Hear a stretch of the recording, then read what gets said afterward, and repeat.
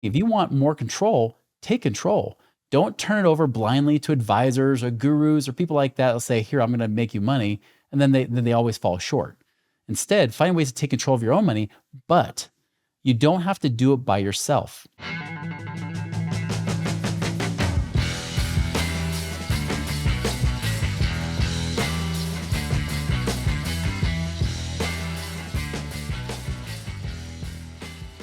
Today's guest is the cash flow expert and anti-financial advisor. He's a leading authority on helping entrepreneurs and professionals make their money work for them. Featured in U.S. News, CNN Money, and Bigger Pockets, his company Money Ripples has a proven track record of delivering rapid financial results, with clients increasing their cash flow by nearly $300 million over the past 12 years. Welcome to the show, Chris Miles.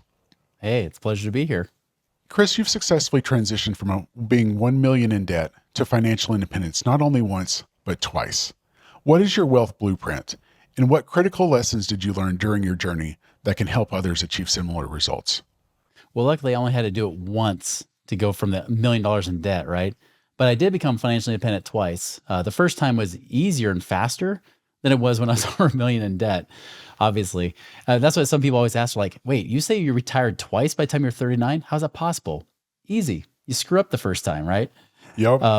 So we kind of, that's kind of what we refer to as like the work optional blueprint is how do you have enough passive income coming in to pay for all your expenses where you work because you want to, not because you have to, right? Nice. I mean, isn't that like the ultimate dream and goal for everybody? I mean, it's like Absolutely. every time I go on an airplane, I have my I love passive income shirt, and you can always tell when it's a real estate investor or a business owner because they're like, yes, that's me. Everybody else, like the typical 9 to 5 or 9 to 9 people, they're like, oh, Completely shut different up, game. Yeah, exactly. Like, don't make me dream. I like my nightmare. Thank you.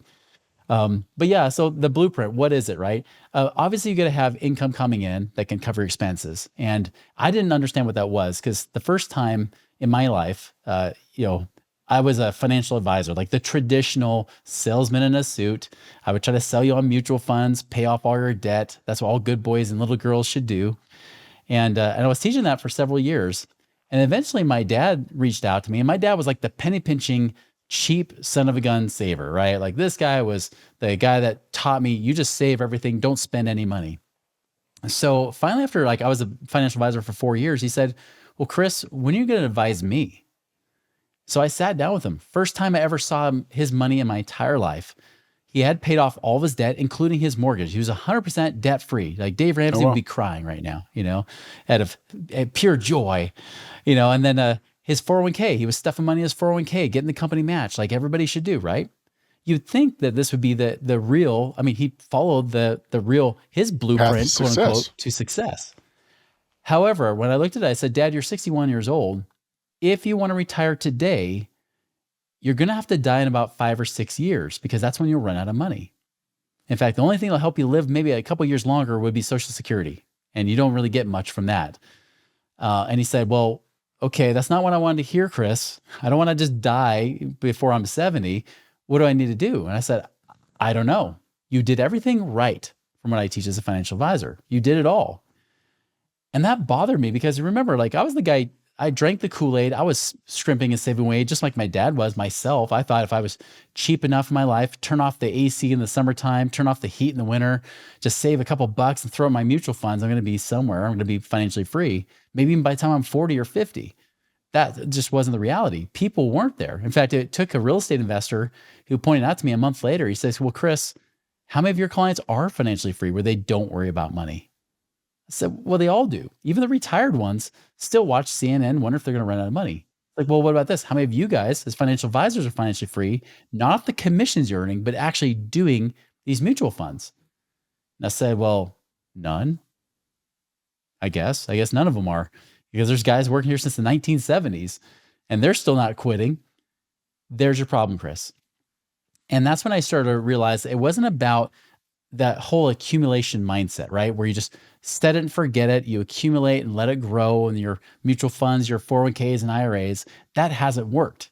It's legitimate. Even Fidelity, only 2% of Fidelity's clients have $1 million or more, which they're supposed to, when you have $1 million, you're not supposed to pull off more than 3%. That's $30,000 a year. Even worse, because of that reason, because you're not supposed to pull off more than 3% a year, Of those that had a million or more, which was only about 2%, 35% of them polled said they think it will, quote, take a miracle to be able to retire. So even of that 2%, a third of them don't even think it's possible, right? That should be a problem. And that's what I started to realize and wake up to. And so I started doing things with real estate investing specifically, things like rentals, or lending my money to investors and things like that. And the next thing I know, later that next year, I only had 3,500 a month that I needed to spend at that time. That was this 2006. Later that next year, I was actually financially free, 28 years old, and I made it, right? And everything seemed great, and everything was awesome. And by the way, I never expected to be there that quickly because I No, just that's had that incredible. long-term mindset, but I was there. Now, granted, I had to do it twice because when the recession hit, kicked my butt. And especially because I started a new business with some partners. We were really self-funding it. We were financing everything ourselves. And so when our business almost went under between 2007 and 2009, I mean, I was over $1 million in debt by 2008. Barely scraping by because I had welfare, I had food stamps. I was literally went from millionaire to food stamps, right, within about a couple of years. But eventually, luckily, as I started to control cash flow, started to get that under control, started focusing on building up income, and then taking that income and then investing it for passive income once more, doing it Okay. smarter this next time around. That's why I was able to do it by the end of 2016. I was able to do it the second time. Nice.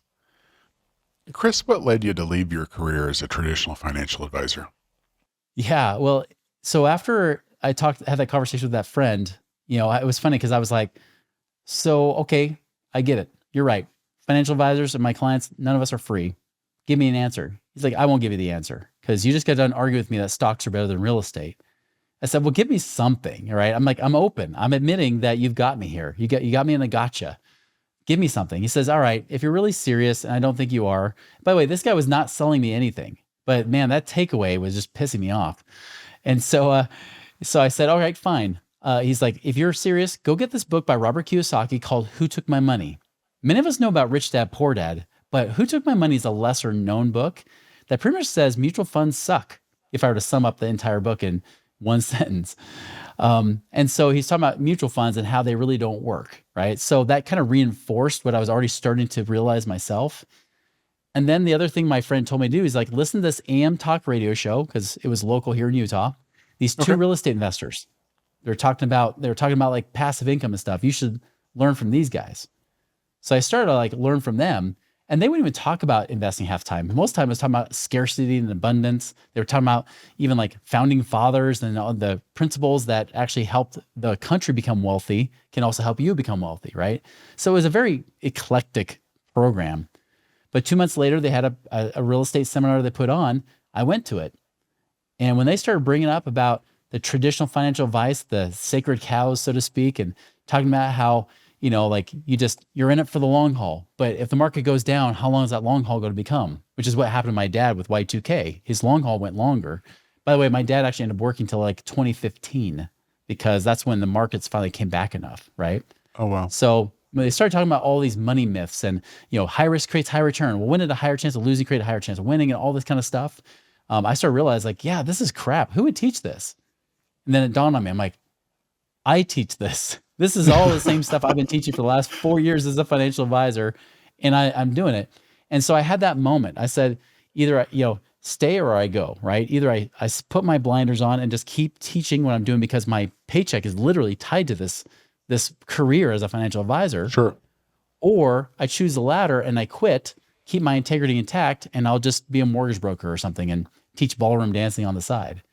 So I chose the latter. I said, I can't do this anymore. I put in my resignation right then because I just can't teach something that I just don't believe in. That to me just feels like you're a liar and a deceiver. And I felt bad enough just the things I was learning for myself. I was self-deceived. So that's why I left. At the end of the day, nobody's going to do it for you. You got to take responsibility and start making those So changes true. now. Now that I better understand your background, let me circle back. How did you get out of over $1 million in debt during the last recession and without filing for bankruptcy? Yeah, that one sucked. It was not easy. Notice I've been saying sucks a lot in this episode. I'm probably hitting a record for Chris Miles here. But it's true because it wasn't easy. So the first thing I had to do is get my cash flow under control. The one thing I wasn't doing as I was going into 2007, right, is I wasn't tracking my money at all because, it's kind of like air. When you know that there's plenty of oxygen and air to breathe, it's not like you count the number of breaths that you're taking. Well, the same thing's true with money. When you take that away, you start counting every dollar, just like you would count every breath. If all of a sudden the oxygen's sucked out of the room, you count every little air you can get. I started doing the same thing with money. When I realized that my savings was starting to dwindle and then my credit balances started to increase, I realized I'm probably negative cash flow, right? That was a pretty good suspicion because when I finally actually tracked my money, I found I was in the hole $16,000 a month Oh, wow. because I was still making 5 or 6 thousand a month, but between my business and my personal expenses, because we were having a lot of startup costs, my expenses was like well over 20 grand a month. So that's when I realized I was in trouble. So I started figuring out like where can I cut, right? I didn't stop focusing on income. I think that's an important thing. Many savers, people have a saver mindset, which is still a scarcity mindset with money. They think I just got to cut back on what I spend. And that's important. And I did do that. I cut back anything that was like extra, really like just trimming the fat. I mean, every business owner needs to do this. You have to make sure you're trimming the fat, even when you're not in trouble. The best time to trim fat in your business is when you don't need to. The worst time is to do it when you have to. Then you lay off 75% of your workforce, especially if you're real estate investors know this from the last couple of years. They realize like, wait a minute, I gotta like lay off everybody just to trim the fat more, right? It's better to trim it early on. And so I started trimming the fat in my business. I started trimming the fat at home, looking for anything like expenses that I just didn't need, right? I was doing that first, getting that under control. And then second, I was then looking at how do I increase my income? And I wouldn't just ask, how do I make more money? I would ask the one principle that worked for me in the first place, which was, how do I create the win-win for people? How do I create value in such a way by serving them, solving problems, or adding value in such a way that they want to exchange money with me? And that was the big thing I started focusing on. So, for example, in 2008, I stopped teaching people how to get out of the rat race. Why? Because I was in the rat race, right? And I didn't want to teach something I'm not doing. And so instead, I started teaching people about how to find more money, how to get resourceful, like where to find money they didn't know they had, how to stop money leaks, like I was doing. I wouldn't tell them that, by the way, I'm over $1 million in debt and I'm like flat broke and I'm on food stamps right now. I would not say that. That would be business suicide, right? But what I did say, because these people would come to me, they're like, Chris, I would love to learn what you know, but the only issue is that I just don't have the money to give you. In the back of my mind, I would say, man, I wish I was in their situation. They're less broke than I am. What I would say verbally was, if I could find you the money, would you pay me? And they said yes. And so I started doing Nice. that. I was like, here's how you find money. Here's how you start tracking your expenses. Here's how you can pay off debt, in a very more efficient manner than like what Dave Ramsey teaches you to do. Here's a way to save Yep. on taxes. Here's how to do this and do that. So I started teaching them like all the things I was already doing in my own life, selling off stuff. We were selling off assets, whatever we could try to get out. By the way, I started selling off, like I ended up foreclosing on my house in 2009 because Lehman Brothers didn't want to take it back. The jerks, they actually, that's all they want to do. They only want to take it back. They wouldn't let me short sell the property. Even though like I Right. had equity in that property, eventually it got to the point where the equity disappeared during that recession. And then they wouldn't let me short sell it. So I had to foreclose on it. But I was selling off assets. So that helped pay off some of the debt. It's just getting rid of assets, selling off, getting everything liquid I could. And then I even negotiated with lenders too. So if there was debts that I had that were like unsecured loans, I would go to them and say, hey, listen, I've got X amount of dollars. Would you accept this offer? And Right. sometimes they say yes, sometimes they say no.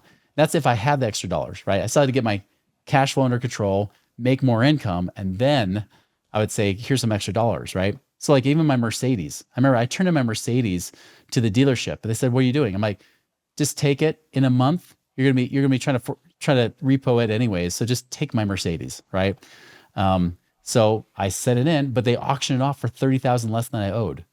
So they would call me up saying, Chris, could you pay $1,100 a month? I said, well, if I could pay $1,100 a month, I wouldn't have turned it in because that was my payment before. I can't pay 1,100 a month now. Gotcha. That makes no sense. I remember that guy even got mad at me. He's like, you know what? You're the reason we're in this economic crisis we're in. It's because guys like you won't pay their debts. I was like, screw you. Yeah. First off, I've Not hired guys exactly just true. like you. I've spent hundreds of thousands of dollars to employ people just like you. So don't tell me that I ruined this economy. I'm like, secondly, I won't get you that money yet, but I will someday. I will pay you back. I just don't know how. I don't know when, but it will. And eventually I Right. did. I eventually negotiated for like 7,000 bucks out of the 30,000 I owed them. And I was able to do it. Credit cards. I remember I negotiated a $17,000 credit card, in which they jacked it up to 30,000 with fees. But eventually I paid it Sure. off in like with like 1,000 bucks. And so Nice. I did the same thing that I read from Trump's book, Never Give Up, which he did as well. He talks about how he didn't personally file for bankruptcy, but he had companies that did in his case, right? But he talked about how he negotiate debts left and right. And so I was doing the same thing, and just trying to make it, just try to make ends meet. Again, trying to keep my cash flow under control, but then with every extra cash, focus on trying to pay down some of these extra debts. And that was kind of like stage one. Once I got to that point by the mid 2010s, then it was like free game. I'm like, cool. Now I can just take all this extra money I've been making. And again, I got lean and mean with my business. I got lean and mean at home. So I had all this extra profit coming in. I think actually that time I had an 89% profit margin in my business. I mean, That's insane amounts of significant. profit, right? Yeah. And so I would just take that money, save it, and then I'll use that to invest to buy assets, right? Whether it was like, turnkey rentals, whether I was lending the money out or putting to like, multifamily syndications, whatever it was, to the point where I had enough passive income coming in again to once again retire by December of 2016 is when I did that. So that's the 10-year journey of pain into eventual freedom. I love that. You know, I've been in that. Hey, let's start negotiating debt, and Mhm. it's the only path forward. And then you just work through the list and find progress where you can. That was an extremely useful, detailed, and articulate way of execution. I love that. Thanks, Chris. You mentioned that Main Street and really mainstream financial advice can fall short. What are some of the key reasons that you think this is, and how can our listeners navigate away from those conventional pitfalls? Yeah, understand that when I was a financial advisor, I joked that I was a salesman in a suit, but that was really true. I mean, I realized this Sure, you've got financial firsthand. products to work with. Yeah, exactly. Yeah. I mean, you're not licensed to make people rich. You're licensed to sell a very narrow select suite of products, right? Primarily stocks, bonds, mutual funds, annuities, the usual culprits that you always hear about, right? And yeah, they'll just be packaged up in 401ks and IRAs, Roth IRAs, and other types of plans. But it's all the same crap. It's like Mexican food. Now, I love a good Mexican meal, right? I love Mexican food, but think about it. How many different types of Mexican things you look at the menu are literally a tortilla with rice and beans and meat and maybe some veggies or lettuce or whatever and smothered in cheese. I mean, it's all the same. I mean, a taco is just a burrito not folded up, right? I mean, enchiladas are basically tacos just smothered with sauce, like they're all the same things. And financial advisors are kind of like Mexican food, right? Like it's all the same stuff, the same ingredients, it's just packaged differently. And again, there's a place for that. But unfortunately, here's what I've noticed that there's a lot of overpromise and underdeliver. For example, you always hear the stock market averages 12%, right? Now, yes, it does go up over time, but it's actually not 12%. The S&P 500 for the last 30 years has averaged just barely over 8% a year. Now, 4%, is that really that big of a deal? Compounding interest, they always talk about how that's the eighth wonder of the world, even though Einstein never said it. They still misquote him as saying that. Well, compounding interest, when you make 4% less, is a massive difference. You will literally, after like 30 or 40 years, have one third of the money you were expecting. Give you an example. Dave Ramsey, right? I love to pick on him because talking about a guy that teaches a lot of things ignorantly. He's great with the Dead budgeting snowball. and Here the we debt go. stuff. Yeah, that stuff, I mean, sure, great. But when it comes to wealth creation and him talking about the stock market, that guy teaches all the lies out there, right? He's like, it's 12% a year. You could pull off 8% a year and be fine, even though every financial advisor is saying that's not true. And even if I believe the 12%, It's still returns, not you sustainable. can't do that. Right. Yeah, it's not sustainable, right? But because again, he's using like brainless math in his brain, which is just not working with inflation and taxes and everything else. But he'll say things like for example, he's like, save $100 a month for the next 40 years, and you'll have $1.176 million. Everybody should retire a millionaire. Or he'll say another version of his tweet, of his Twitter post, tweet, yeah, whatever. Another version says no one should retire broke, right? So he says you save $100 a month for 40 years, you'll have 1.176 million. Now he's assuming a 12% rate of return.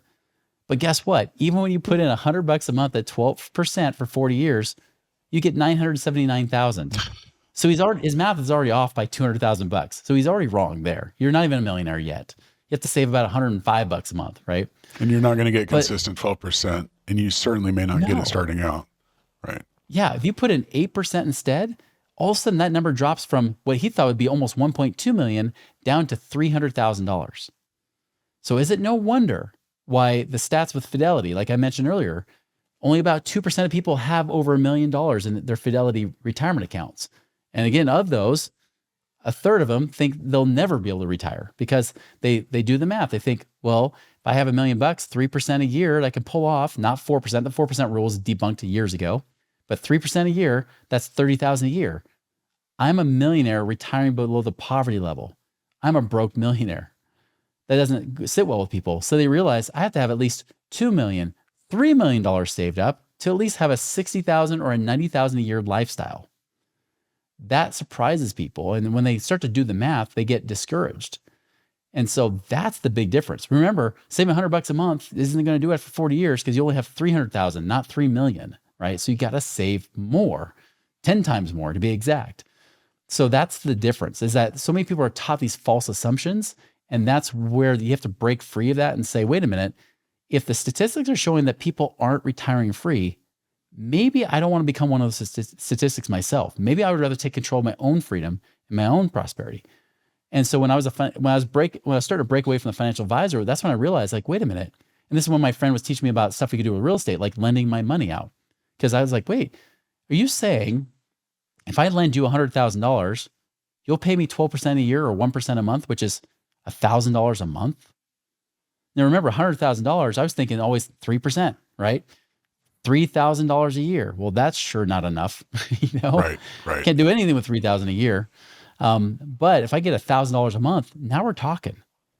I was like, wait a minute, that means if I have $500,000, that means I'm getting paid $5,000 a month. I'm like, holy cow, this is so much more possible.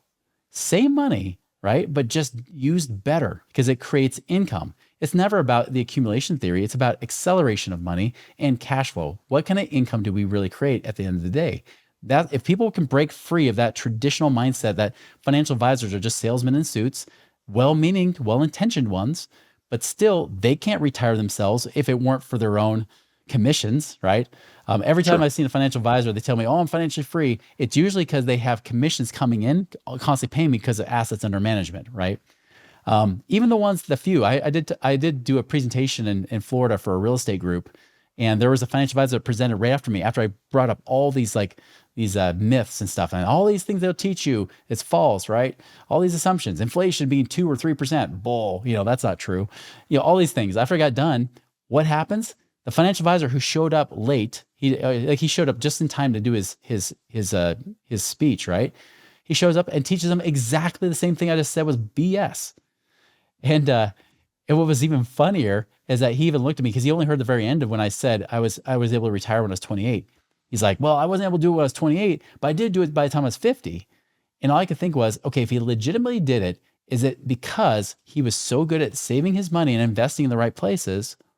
Or was it because he had made so much money teaching and selling the dream that he made all this massive income and then he used it? Now, granted, Right. I made money too, and I invested it and I made money with it, of course, right? But at least in the meantime, when I was doing it, people were making more money than they were paying me. That's something that financial advisors don't do, right? That doesn't happen. Like you're lucky, if you make a lot more money than what financial advisors get paid. So that's the big difference. You mentioned really taking control of your own finances and taking control of your own situation. If we can't Mhm. trust what we're being told in the mainstream advice, is that the answer? Just taking practical steps to control your own future? Well, there's a wise philosopher by the name of Jerry Seinfeld. You might have heard about it. He has a show. And he had one episode called Opposite George, where George Costanza, as we well know, for those that watch Seinfeld, is a loser, right? Everything he does is wrong.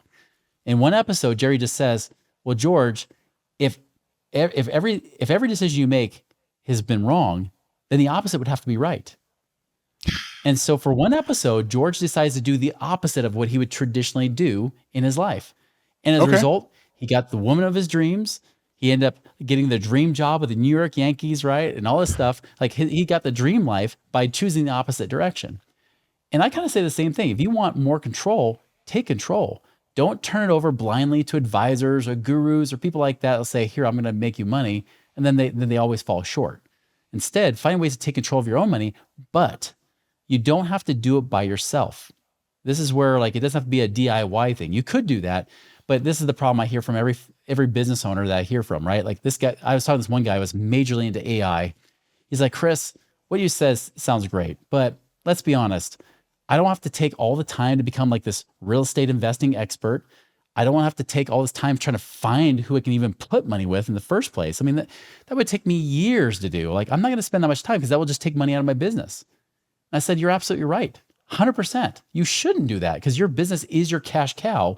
You shouldn't have investing take your focus away to where you lose more money than what you make with the investments. So no, you should focus on your business, but this is where you can work with somebody." That's actually why we created even one-on-one coaching in our own company, because people kept saying the same thing, like especially business owners are like, "How can I like have like know like where can I invest my money that's safe, but also who I could put my money with that's safe as well? Like how do I find those things?" Google doesn't work. AI, ChatGPT can only find you so many things, but they'll probably find you the charlatans too, right? How do I find the right ones? Well, we curated our own vetted group of people you can invest with. And we even help walk people through saying, here's how you can use your money in different ways to get to the fastest path to freedom, right? So not trying to plug myself, but I mean, that's exactly it. Like, how do people do it? You either DIY it and you spend years like I did trying to figure out how to do it on your own. And there's podcasts like this, my own Money Ripples podcast. We talk about this stuff as well. You can learn about those strategies and whatnot, but then you're going to ask, yeah, but how do I find the people I can trust to invest with? And that's where we also created our own curated group of people that people could actually invest with that have been vetted, that have great track records and have good integrity when they've paid. Doesn't mean it's guaranteed, but it definitely lessens your risk significantly than trying to figure it out on your own all by yourself. Yeah. Find the trusted advisors, the trusted partners, but equally as important, do deals with people that you actually trust and the people that you know to be trustworthy and worthy of not only your time, but investor dollars and everything else in the deal as well. Yeah. It's the same reason I don't buy an online program all the time, right? Like online, education, might have thousands of hours of videos.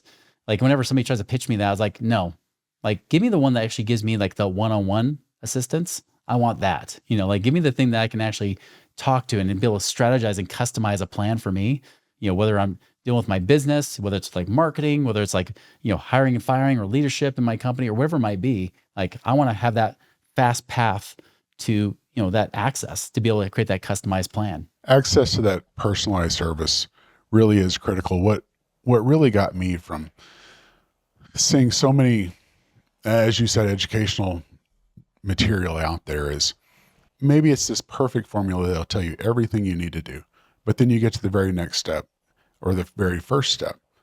Well, you don't have what you need to actually begin. And that's been such a pain point that I've seen over many years. You've said Yeah. multiple times about effectively generating more cash flow from the same money. Tell me about Mhm. infinite banking and how it allows individuals to get their investment money to effectively pay them twice. Is that what we're describing here? That's what you're describing for sure. Yeah. So aside from the passive investments, which are, awesome, right? You can make good money with that. Um, it's funny. I just barely recorded a podcast before we recorded this. I mean, think about this. Like right now, we live in a world with uncertainty, a lot of uncertainty. I mean, between AI and people freaking out about whether they're gonna have a job tomorrow, even like software developers and people like that were like highly qualified people. We have AI posing threats or creating opportunities, depending on how you look at it, right?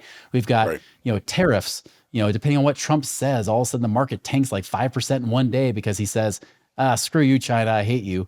And then all of a sudden people lose money in their 401ks, right? I mean, you've got the tax plans and uncertainty around that. And you've got, I mean, the fact that China is in a major depression right now. People don't even talk about that because tariffs and taxes take up too much room on the media, right? And all this uncertainty in the world.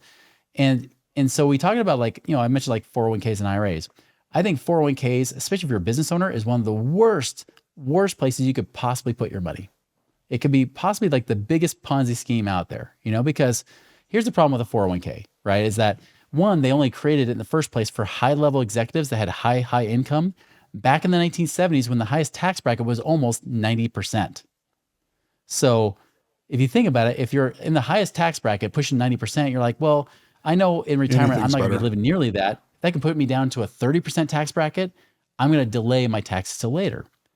But then the government had an issue. They said, listen, we've already raided our Social Security funds illegally. So, and then we got all these baby boomers trying to retire. We got to do something. We got to put maybe we could put the pressure back on them. And so government, and then of course the big financial institutions said, hey, we can create a win-win here. We can both make a lot of money by letting the 401k plan apply to average investors like my dad. So in Okay. 1985, you started to see more and more people get the 401k, right? The problem is this, is that the 401k locks your money away in prison. The number one reason I see people struggling and sacrificing and slaving and saving for so many years is because they're locking their money away in 401k or other places, like even equity in their house, like my dad did, try to pay off his house early, right? Well, now the money's trapped in his home. He's got nothing. I mean, yeah, you don't have a mortgage payment, but you still have to pay taxes. You still have to pay insurance. You still got to do all those other things. You still have maintenance and everything else. It's not an asset if it's not cash flowing. So as a result, people are like, well, where do I go to put my money? Eventually they realize the 401k sucks, right? They're like, putting my money in there, it's not good. As a business owner, you don't get any tax breaks anyway, so why do it? So why not have my money in liquid cash? Well, if I put it into a savings account, sure, it's safe, but now there's inflation risk because even with a high yield savings account, and after you pay taxes, you're likely to maybe pull off 3% a year if you're lucky. Well, okay, there's that. There's also, of course, like I said, there's taxes with it. There's also the issue, of course, that at least you don't have the stock market, and volatility or whatnot. But if the Fed decide to lower rates, then you lose more money on your savings account too. You're making Sure. less. Like we used to make. I still have a savings account paying me 0.05% right now because rates came down a little bit. Right? I mean, it's ridiculous. I get paid point nothing percent, and I get taxed on point nothing percent. So where do I hold cash? And that's where infinite banking comes in. Because just like one of my friends who owns a real estate company, he's like, hey, where do I store cash? Because Chase Bank's treating me like crap. I have millions with them and they don't care. It's like, where can I store my money that's safe, especially in this kind of economy and right now? And I said, you already know the answer because you already have it. I was like, life insurance, whole life insurance specifically, right? Not IULs, not this universal life stuff. That stuff is gambling, especially right now. But whole life insurance, which I used to think was the worst thing ever when I was a financial advisor. I'm like, why would anybody do that? But it was Hmm. real estate investors that taught me how they use whole life insurance because they use it as a place to store cash. And now some people talked about using it to buy cars and houses. No, don't do that. That's just more that's more insurance salesmen trying to sell you on that crap, right? But what I do use it for is a tax-free, high-yield savings account. Because right now, my life insurance is paying me 6% a year tax-free. It's liquid. I can get to it whenever I want. So it's like a liquid savings account that you have in savings. But the cool thing is this: in most states in the United States, 100% protected from lawsuits and creditors. That means literally, if somebody sues you and wins, if you have money in savings account, they can get to it. If you have money in like IRAs or mutual funds, they can pull it out. Stocks, they can pull it out. But in life insurance, they cannot touch it, right? It is like MC Hammer. You can't touch this, right? It's like it's actually protected. So that's the cool thing. It doesn't count as an asset when you don't want it to count as an asset. So if somebody sues you and wins or anything like that, or creditors that come after you, they can't get to it. But it does count as an asset when you want it to. Because, for example, when I go to get loans, whether business loans or mortgage loans, and they say, Okay. show us your proof of funds, right? Show us that you have money in savings. I'll just send them a statement for my life insurance. They'll say, good, check, moving on. So I do that, right? The cool thing is, if you're ever trying to get kids through college, I have 8 kids. I have 6 of my own. My wife has 2 from a previous marriage, and 6 of them right now are teenagers. So of course the college conversation comes up like every year right now lately.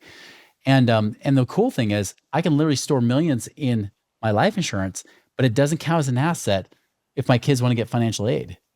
So when they apply for scholarships, Pell Grants, everything else, it does not count as an asset. So it counts as an asset for the bank, especially when I need to have it as an asset. It counts there. By the way, that's how Walt Disney also built Disneyland, is because he went to ABC, the studio executives, and said, "Listen, I need cash." They said, "Well, if you come up, pony up some of the money as a down payment, we'll pay all the rest to build Disneyland." And so he did, using his life insurance policy as collateral. And then he sold off an investment property too, like a vacation home, to do that.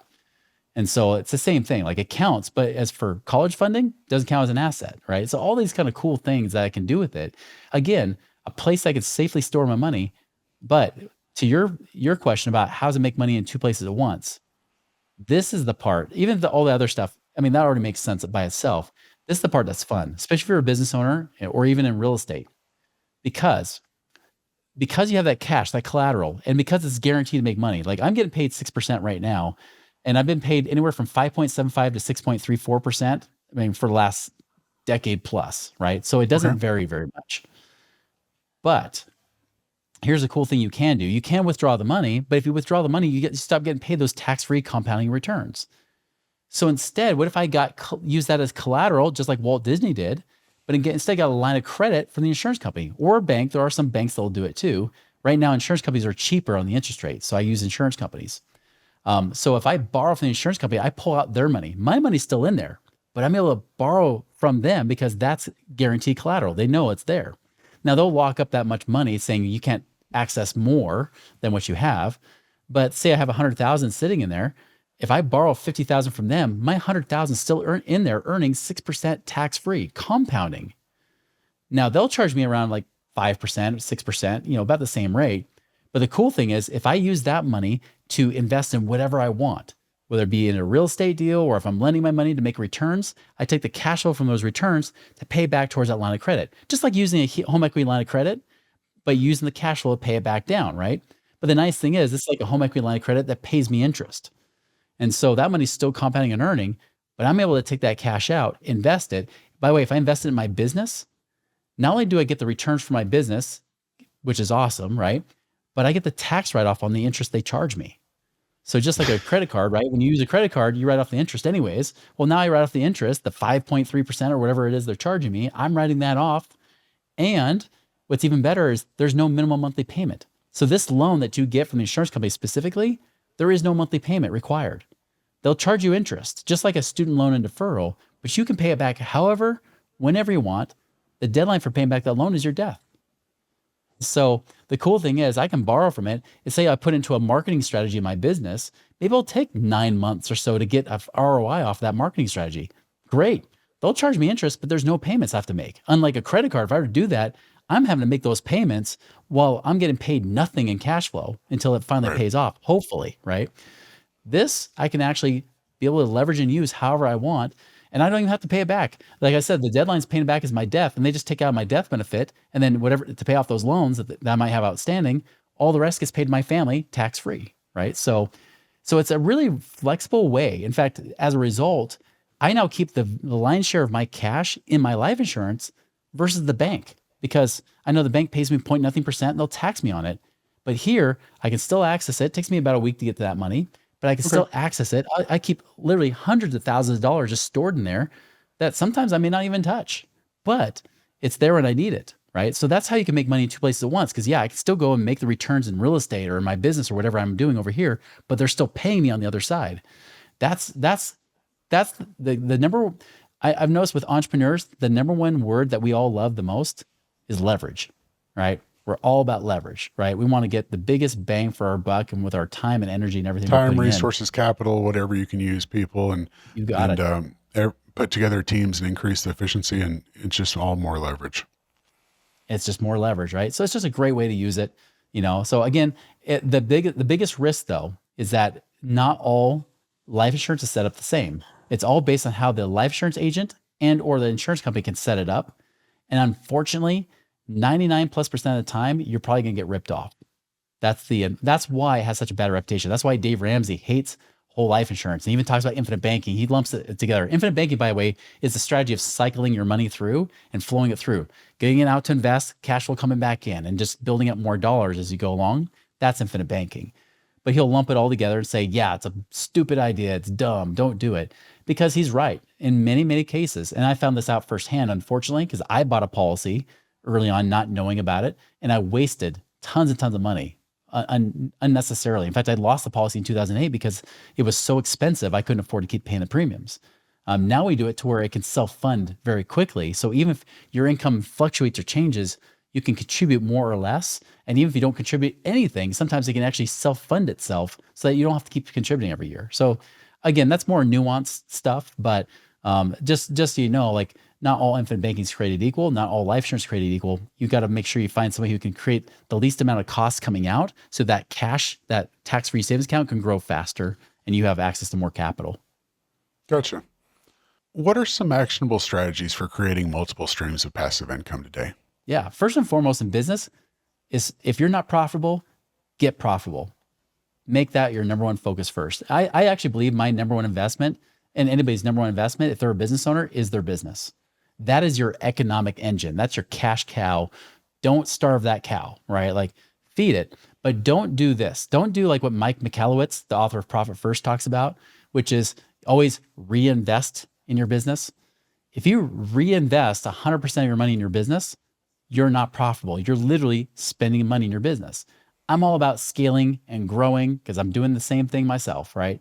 But once you get past those initial startup phases and you start moving in, as you start to create a little bit more stability, focus on profit all along the way. Profit, profit, profit. How can they be more profitable?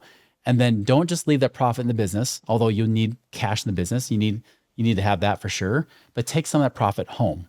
Your spouse will thank you, that's for sure. They'll say, why you waste all this time in this business? We're not getting paid anything. Your VA just got paid more than we did last month, right? You don't ever want to be in that position. Trust me, I've been there.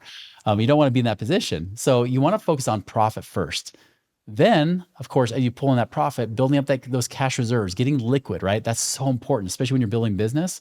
Then as that liquidity builds up beyond what you need for emergencies, then start taking that money and invest it. I call it get lean, get liquid, get out.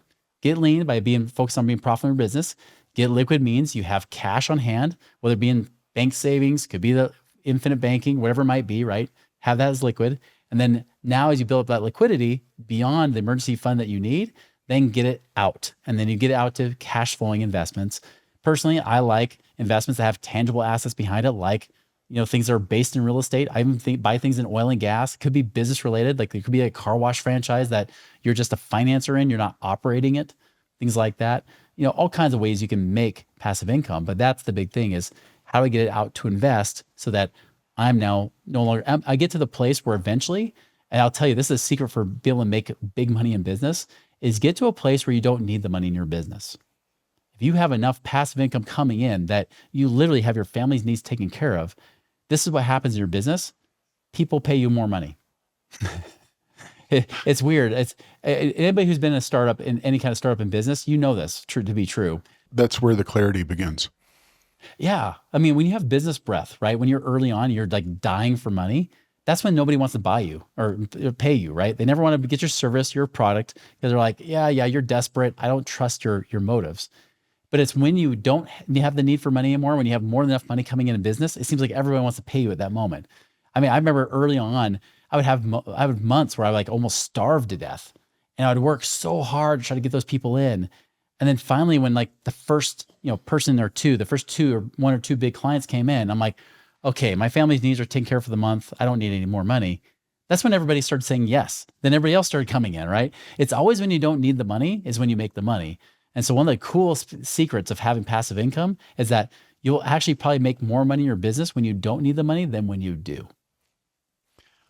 Let me ask you, for our listeners that want to build wealth without waiting for years, what do you recommend? One, start with a business, like I just mentioned, right? I mean, you can make great wealth in your business. Focus on that cash cow. That's huge. And then, as I said, as you get profitable, I think real estate backed investments are the best way to go. I mean, if you look at history, it's proven it. I mean, one, real estate hardly ever drops in value. It did in the great global financial crisis. That was like the one time we saw a significant decrease. Every other recession, real estate usually holds its value or even increases during a recession, crazy enough. And so having a real estate, it might or might not include owning your own home, but sometimes even just having properties. I mean, I've seen so many people I've come across that are accidental millionaires, just because they had real estate. I mean, I can't tell you how many times I talked to somebody that they're in California and they had bought that property in the 1980s or the 1990s. It was only a couple $100,000. Now it's worth a couple $1 million, right? They're like, I didn't do anything. And even better is that because there's so much leverage behind real estate, which you can't do in the stock market, is that you could put that 3.5% FHA down payment, right, on that $200,000 property. You're like, okay, I just put down, a whopping $7,000, and then all of a Yep. sudden, Yep. you know, 20, 30 years later, it's worth millions, right? You can't do that hardly anywhere else other than business. You can't hardly do that anywhere else. So again, that magic L word, leverage, right? I think it's one of the best places. And so if you're looking to build wealth, I mean, definitely diversify. Don't just focus on paper assets like every financial advisor tells you to do. Paper assets are things that represent things of true value. Like for example, what it's like to be a business owner. You have controlling interest in a business. You do not have controlling interest when you buy an Apple stock. Tim Cook Right. doesn't give a crap about you. Okay. So that's not a real business. That's a paper asset that can go up or down, whether you like it or not. Even savings accounts, even whole life insurance is a paper asset. And that's fine to have some paper assets, but have real estate, real real estate, not real estate investment trusts, REITs, as they call them. That's not a mutual fund based on real estate. It's not real. I've had people argue with me on that on social media before, and stupid. Commodities, gold and silver, start to build that out, right? Oil and gas. That's why I have oil and gas investments too, as well as gold and silver. And of course, like I mentioned, business, I think is great. I think having business in your portfolio is awesome. Even if it's an ancillary business that could tie in with your business, it's great. By the way, the whole reason we even do life insurance is because I couldn't find anybody that I could refer to that I liked. And so we actually created a whole nother revenue stream in our business with life insurance because we said, let's design it the way that we would want done on ourselves, but do that every single time, no exceptions for our clients. And the next thing we know, and it helps that I've been life insurance licensed for 23 years. But the next thing we know is we're creating literally the best life insurance designed for real estate investors and business owners that are out there today. That's the difference. I get the feeling that there's something different about your approach compared to Rich Dad Poor Dad. So many of our listeners, they've read Rich Dad Poor Dad. Everybody talks about it. Differentiate yourself specifically here, please. We actually show you how to do it. That's the biggest difference. And again, I love Rich Dad Poor Dad. I love the concepts in that book. I actually just interviewed Sharon Sure. Lechter on my podcast, and great woman. She's the one that really wrote the book. She actually had the rich dad. Kiyosaki had the poor dad, right? But I'll tell you, it's the hardest thing I see with the Rich Dad brand, even to this day, is that they'll white label with different companies that promise to pay them big money, and so they chase the dollars. Again, I'm not trying to rip on them so much. I will say this: if you follow Kiyosaki nowadays, you're like, dude, put down that tinfoil hat, man. You need to get a reality check here. He said some pretty crazy things and had people lose money because of it. But if you take the basic concepts and then figure out, how do I actually apply it? How do I actually do it? That's something that he doesn't teach even with those other companies, right? That's why, again, we try to help people one-on-one with that kind of thing, because that's what's really missing. That's what was missing for me. I read Rich Dad Poor Dad as a financial advisor. It didn't make me rich, but Right. when I finally had somebody to mentor me a little bit and show me the ropes, then I was able to take that ball and run with it and able to create that real, actual financial independence that people talk about, getting out of the rat race, but you actually do it. So I think that's a big thing for sure. But yeah, I mean, where you invest is not as important as it is how you invest and that you actually do it. The concepts are solid in his presentation is, accumulate assets that throw off cash flow and increase in value. And that's absolutely worth doing. But the moment you try to begin, you realize, well, I need cash to get started. And he didn't tell me how to get that. How do you get that cash, right? And again, I was a guy that was over $1 million in debt, had to dig from below zero. I mean, I was $1 million more broke than the homeless guy on the street that you just saw, right? So, I mean, I get it, But the good thing is, like, if you start to focus on principles and values, and again, they teach some of that in Rich Dad Poor Dad, but like when I teach like dollars follow value, like how do you focus on creating value for people and solving problems? That's the real essence of success in business, success in investing, success in everything is if you're always focusing on how do I create value? How do I solve problems or serve people in such a way that money is just a natural consequence of that action? You better believe it. It's much more difficult to accumulate money if you're not providing value to someone else. And when you're truly So true. providing value out there, the money is a natural byproduct of it. You know, Chris, I like to end each episode with an anecdote or a fun story that people may not know. Tell me something about you. You know, you mentioned that you were a world championship ballroom dancer. Share a little bit about that experience or something else you think our listeners may find interesting. You talked me up way too much. I wasn't world championship. I was among the nation's top amateur ballroom dancers. I will say that though. I did qualify in that. In fact, some of the kids I even later coached went on Dancing with the Stars and won the collegiate trophy, which I was pretty proud of. Oh, wow. But yeah, I actually danced on a team that was one of the world championship. It was a world championship team I danced on, but I was not an individual world champion. But I did learn some good things that I do apply to business and to investing in life. Primarily because I wasn't the best. I wasn't the best dancer when I started. In fact, I sucked bad. Oh, I used sucked again. There, we're breaking the record with the suck word. But I was horrible. In fact, girls would purposely skip me in line so they could go to the next guy. I was that bad. That may But I not have had been your fun. dancing skill. No, I was an 18-year-old that Good. just wanted to touch a bunch of girls, apparently. So, but eventually I got better. I kept practicing. I had fun. I enjoyed it. And so I got to the point where eventually I did, move to Utah. There's the two best ballroom dance teams are both in Utah within 5 miles of each other. No And so, kidding. yeah, You've got to yeah, have two different competition to universities. One's measure yourself. Okay. Yeah, BYU and Utah Valley University are both the two best, like top in the country, really the world when it comes to universities for ballroom dancing. Huh. And so I went to Utah Valley, and while I was there, there's this great instructor. I loved her, and she says, "Chris, you're good, but you're not great." She's like, "I can tell you've been working hard at this. You've been practicing a lot. I can tell that. You're even working smart. Right? You never heard people say it's not about working harder, it's about working smarter." I was doing that. I was working smarter. I was even like picking up and having professionals teach me about the different dance moves and steps and things like that. I had it all down. She's like, "You're doing good, but you're not great." She's like, "You're just missing one little thing. And it has nothing to do with your dance moves, has nothing to do with practicing. In fact, you're practicing the wrong way. But if you change this one thing with your center, your center of gravity, you change this and your how you use those basically your core muscles. If you change this one thing, you'll go from not just maybe placing in a competition, you might even win certain dance competitions." And so she worked on me just on my center. And I was like, "Oh, it feels uncomfortable. It feels awkward." She's like, "It's okay. It looks better." She's like, "It might feel awkward, but it looks better." And eventually I started to get to the point where it became natural. And then lo and behold, there's certain competitions I'm doing and I'm winning like first, second, third place in certain dance routines and numbers and things like that. And that's when I learned it's not about working harder, but it's not about working smarter. It's about working right. You can work hard, you can Google and chat GPT all you want to get smarter, but until you do it right and apply it the correct way, it doesn't matter how hard you do it. In fact, you'll just create bad habits. You got to apply it the right way.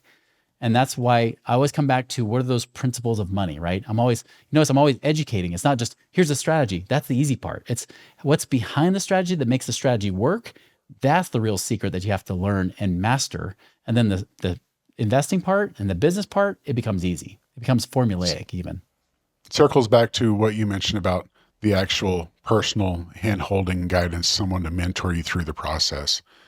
That makes sense. Yeah. And, like you said, getting the center right that felt off, outside your comfort zone is where all the progress is made. And sometimes you just got to grin and bear it and get through it. Chris, thanks so much for being on with us today.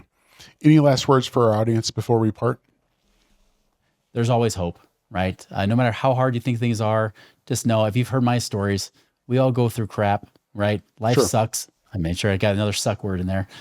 Life can suck from time to time, but again, if you keep being patient and persistent and you just keep moving forward, it's bound to work out, especially if you're not just working harder or smarter, but you're working right. I love that. Keep moving forward. Just keep pushing. Chris, it was a pleasure. Thank you. Same. Thank you. Thanks for watching. If you enjoyed this episode of Planet Wealth Fortunes of the Brave, check out our other videos for more insights and strategies to elevate your financial freedom. You can subscribe right here and hit that notification bell so you never miss an update. Join our community and take your financial future to the next level. I'll see you in the next video.